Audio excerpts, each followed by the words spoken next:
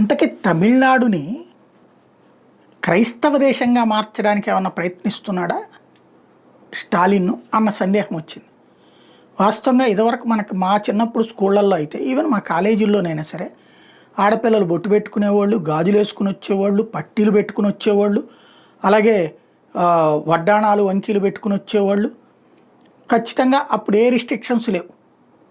తర్వాత కాలంలో ఈ యూనిఫామ్ అప్పుడేది ఈ దాన్ని ఏమంటారు మిషనరీ స్కూళ్ళల్లో మాత్రమే ఉండేది.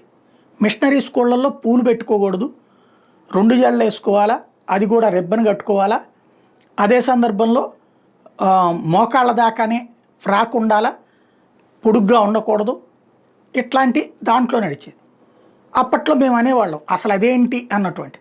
సరే అది వాళ్ళ స్కూల్ యూనిఫామ్ వదిలేసేయండి, మీకు యూనిఫామ్ లేదు ఏం లేదు అనేవాళ్ళు, నడిచిపోయింది. అంటే అక్కడ బొట్టు పెట్టుకోకూడదు, గాజులు వేసుకోకూడదు, పూలు పెట్టుకోకూడదు, ఇట్లాంటి సిస్టమ్ మిషనరీ స్కూల్స్లో ఉండేది. ఇప్పటికీ ఉంటుంది అట్లాగే. అదే ఇప్పుడు తమిళనాడులో ద్రవిడ మున్నేట్ర కజగం డిఎంకే పార్టీకి సంబంధించిన కార్యక్రమాల్లో బొట్టు పెట్టుకోకూడదట. అందుకొచ్చేవాళ్ళు అక్కడ అంటే వాళ్ళు హిందుత్వాన్ని వదిలిపెట్టాలన్నమాట. బొట్టు పెట్టుకోకుండా తిరగాలనేటటువంటి బొట్టు మీద నిషేధం పెట్టే పరిస్థితి ఏంటి? ఇప్పుడు వాళ్ళ లేడీస్కి కూడా అట్లా పెడతారా ఏంటి కొంపదీసి? అది సందేహం.